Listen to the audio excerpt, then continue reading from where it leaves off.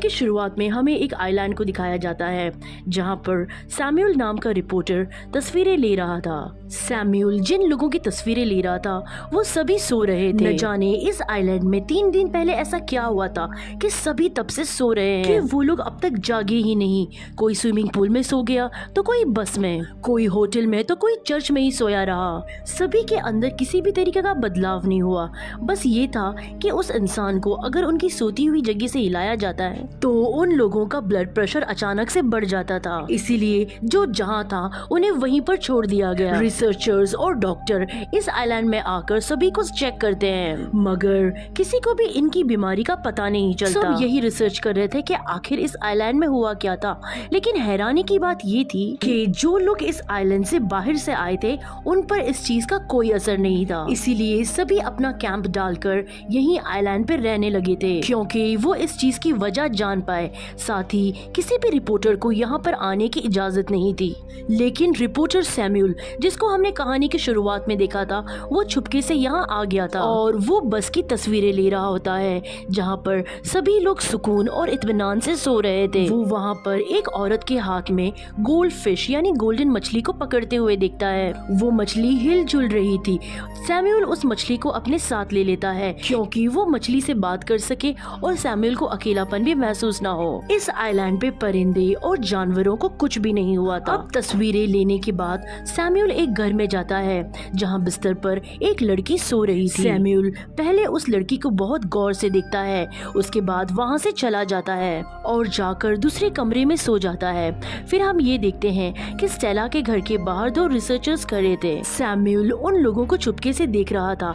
जैसे कि हमें पता है यहाँ पर रिपोर्टर्स को आने मना है और अगर सैमुअल के बारे में उनको पता चल जाता तो सैमुअल को सजा भी हो सकती थी। अब उनके जाने के बाद सैमुअल चुपचाप दूसरे कमरे में जाकर सो जाता है और सोने के बाद सैमुअल एक सपना देखता है। उसे अपने सपने में वही लड़की स्टेला दिखाई देती है जिसके घर में वो सो रहा था। स्टेला मॉल से कुछ चीजें खरीद रही थी। वो जब स्टेला को उसके नाम से पुकारता है स्टेला हैरानी से उसकी तरफ देखती है और स्टेला उससे पूछती है कि तुम्हें मेरा नाम कैसे पता, और तभी उसकी नींद खुल जाती है। वो देखता है सुबह हो गई थी। वो रेडियो सुनता है और सो रही स्टेला से बातें भी करता है। और अभी सैमुअल तस्वीरें लेने के लिए घर से निकल जाता है। वो एक चर्च में जाता है जहाँ पर कई सारे लोग मौजूद थे। वो उनकी तस्वीरें लेता है और कुछ देर के बाद आराम करने के लिए वो उन्हीं के बीच बैठ जाता है जहाँ उसकी आंख लग जाती है। वो सपने में फिर से स्टेला को देखता है। इस बार वो दोनों आमने सामने बैठे थे। स्टेला सैमुअल से पूछती है क्या तुम इधर पैसे कमाने आए हो? तो सैमुअल कहता है नहीं, मैं तो बस कुछ तजुर्बा हासिल करने आया हूँ जिसकी वजह से मुझे आने वाले कल में शोहरत मिल सकती है। और तभी उसकी आंख खुल जाती है और वो चुपचाप वापस स्टेला के घर आ जाता है जहाँ वो स्टेला की चीजों को देखने लगता है। तभी उसे वहाँ से एक डायरी मिलती है जिसको स्टेला हर रोज लिखा करती थी। सैमुअल उसकी डायरी को पढ़ता है। अब जैसे जैसे वो स्टेला की डायरी को पढ़ते जा रहा था उसे ऐसे लगता है कि वो स्टेला को बरसों से जानता हो। अब ऐसे ही हर दिन स्टेला सैमुअल के सपने में आकर उससे बात करती। सैमुअल उससे पूछता है तुम्हें लंबी नींद में कैसे फील होता है? तब स्टेला कहती है कि कभी कभी तो मुझे बहुत सुकून मिलता है और कभी कभी ऐसे लगता है कि मैं बहुत गहराई में गिरती जा रही हूँ।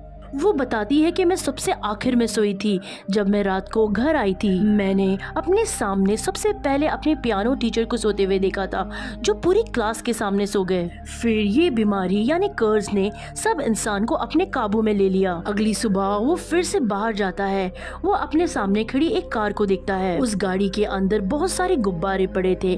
फिर वो सामने वाली बिल्डिंग में देखता है जहाँ 2 रिसर्चर्स खड़े थे। वो इससे पहले सैमुअल को देखते वो छुप जाता है और वापस से घर आ जाता है। उसे एहसास होता है कि अगर वो यहीं रुका रहा तो बहुत बड़ी मुसीबत में फंस सकता है। इसीलिए वो अपना सामान पैक करता है और यहाँ से जाने लगता है। और जब वो अपना सामान पैक करके समुद्र के किनारे पहुँचता है तो काफी देर तक वहाँ खड़ा होकर वो सोचने लगता है। वो यही सोच रहा होता है कि वो जाए या ना जाए।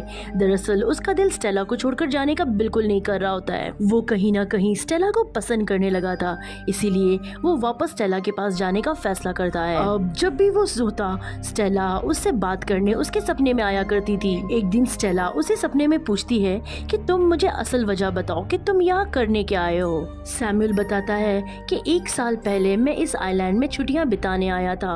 मैंने तुम्हें एक ग्रोसरी स्टोर में देखा था और फिर तुम होटल में गई। मैं तुम्हारे पीछे आ गया था, लेकिन मेरी हिम्मत ही नहीं हुई कि मैं तुम्हें कुछ कह पाऊँ। तुम मुझे पहली नजर में ही पसंद आ गई, जिसके बाद हम फिर मिले ही नहीं। इसलिए वापस मैं तुम्हारे पास ही आया हूँ ताकि मैं तुम्हें अच्छी तरीके से जान पाऊँ। इतना कहकर सैमुअल वापस से जाग जाता है। सैमुअल फिर एक दुकान में कुछ जरूरत का सामान लेने जाता है। वो वहाँ देखता है कि वहाँ पर 2 रिसर्चर्स भी आ गए थे, जिसमें से एक सैमुअल को देख लेती है। सैमुअल वहाँ पर सोने का नाटक करता है। वो रिसर्चर पहले उसे चेक करती है, फिर वहाँ से चली जाती है। उनके जाने के बाद सैमुअल उस जगह पर बहुत मौज मस्ती करता है और फिर कैशियर के पास पैसे रखकर चला जाता है। और फिर वो दोबारा से स्टेला के घर आ जाता है। स्टेला के घर पर उसे कुछ और सामान मिलता है। तभी उन सामानों में से उसे एक टेप रिकॉर्डर मिलता है जिसमें एक कैसेट होती है। अब सैमुअल उस कैसेट को टेप रिकॉर्डर में डालकर सुनता है।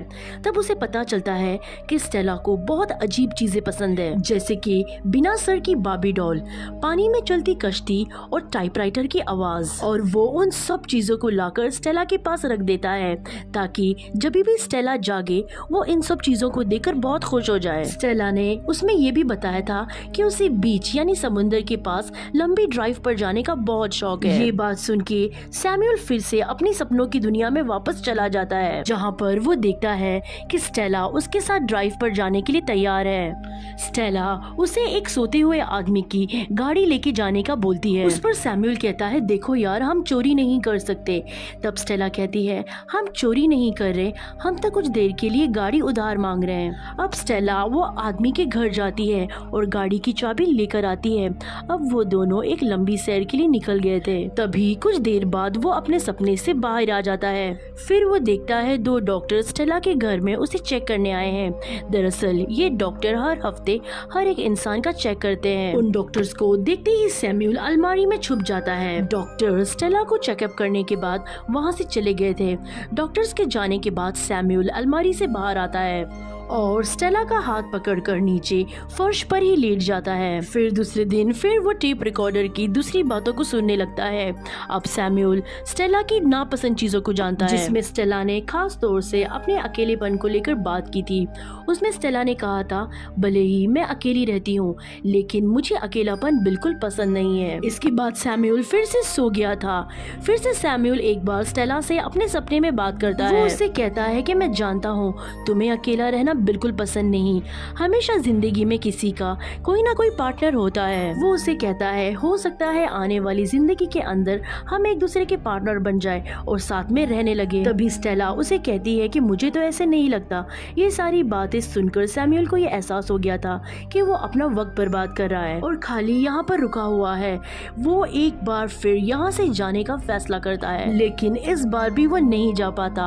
वो वापस स्टेला के घर पर आकर उसकी मनपसंद चीजें बनाकर खाने लगा था। तभी उसे एक बार फिर से स्टेला का सपना आता है, जहाँ पर स्टेला उसे कहती है कि तुम यहाँ से चले जाओ, कि जिस स्टेला को तुम जानते हो वो असल जिंदगी में बिल्कुल अलग है। तभी सैमुअल भी ये सोचने लगा था कि शायद स्टेला सही है, क्योंकि आज तक जिस लड़की से मैंने बात नहीं की वो लड़की मुझे कैसे प्यार कर सकती है। लेकिन वो सोचता है कि ये बात तो एक सपने में स्टेला ने कही थी, असल जिंदगी में स्टेला के दिल में क्या है वो थोड़ी ना जानता है। अब तीसरी बार जब सैमुअल यहाँ से जाने लगा था तब उसे बहुत बुरी तरीके से प्यास लगती है।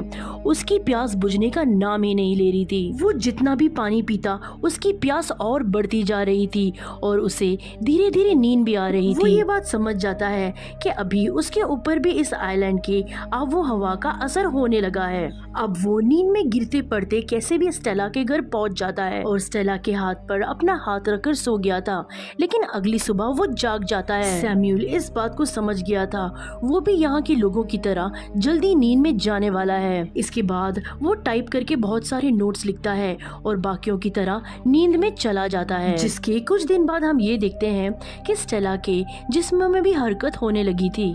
वो नींद से जाग चुकी थी, लेकिन उसकी बॉडी में अभी बिल्कुल भी ताकत नहीं थी। क्योंकि वो 3 हफ्तों की नींद से जागी थी। वो किसी तरह हिम्मत करके उठती है और पानी पीने वाले नल के पास जाती है। तभी उसकी नजर एक दूसरे टूथब्रश पे पड़ती है। तब उसे लगता है शायद उसके घर में कोई और भी रह रहा है। इस बात पे उसे बहुत गुस्सा आ रहा था क्योंकि उसने देखा कि सैमुअल ने उसकी डायरी को भी पढ़ा और उसकी रिकॉर्डेड बातों को भी सुना है। वो उसे मारकर जगाने की कोशिश करती है लेकिन कोई फायदा नहीं होता। सैमुअल तो अपनी नींद में सो रहा था। फिर स्टेला को सैमुअल के नोट्स मिलते हैं जिसमें उसने सॉरी लिखा था। उसने सोचा था कि स्टेला जब इसे पढ़े तो वो उसे माफ कर दे कि उसने स्टेला की डायरी और रिकॉर्डेड बातों को सुना था। उसमें उसने ये भी लिखा था कि स्टेला, तुम्हारा अकेलापन तभी दूर हो सकता है जब तुम खुद को लोगों तक पहुंचने की कोशिश करोगी। सारी बातें स्टेला को समझ आ गई थी कि सैमुअल एक अजनबी होने के बावजूद भी उसे इतनी अच्छी तरीके से समझ पाया। अब वो सैमुअल का उसी तरीके से ख्याल रखती है जैसे सैमुअल ने उसका रखा था। अब जैसे स्टेला सैमुअल के सपनों में आके बातें किया करती थी, अब वैसे ही सैमुअल स्टेला के सपने में आके बात किया करता है। वो उसकी पसंद नापसंद दोनों के बारे में जानती है। इस तरह कुछ दिन गुजर गए थे। एक दिन स्टेला जब सुबह में उठती है वहाँ पर सैमुअल नहीं था। वो उसे पूरे घर में ढूंढती है। तब वो उसे किचन में खड़ा दिखता है। तब वो उसके पास जाती है। वो दोनों एक दूसरे से हाथ मिलाते हैं। तब स्टेला को ये महसूस हो रहा था कि वो सैमुअल से आज नहीं, वो उसे बरसों से जानती है। वो दोनों एक दूसरे से बहुत अच्छी तरीके से बातें कर रहे थे। ऐसा लग रहा था कि वो दोनों एक दूसरे के बारे में बहुत कुछ जानते हैं। फिर हम उस औरत को देखते हैं जिसके पास से सैमुअल ने मछली ली थी। अब वो औरत भी नींद से जाग चुकी थी। उस औरत के पास एक नहीं बल्कि 2 मछलियां थी, जो काम जाहिर है सैमुअल का ही था क्योंकि उसने अपने हाथ में 2 मछलियां पकड़ी हुई थी। वो कहते हैं ना कि इंसान किसी चीज को दिल और लगन से चाहे तो वो उसे जरूर मिलती है। जैसे सैमुअल को स्टेला, चाहे उस आइलैंड में कुछ भी था लेकिन इन दोनों के लिए ये एक खूबसूरत हादसा था। और इसी के साथ ये कहानी खत्म होती है। उम्मीद करते हैं आपको ये कहानी अच्छी लगी हो। आज के लिए बस इतना ही। हम नेक्स्ट टाइम मिलेंगे एक नई इंटरेस्टिंग कहानी के साथ। और अगर आपको ये एक्सप्लेनेशन अच्छी लगी हो तो लाइक या डिसलाइक जरूर कर दें। और अगर आप हमारे चैनल पर नए हैं तो प्लीज हमारे चैनल को सब्सक्राइब करें। Thank you for watching.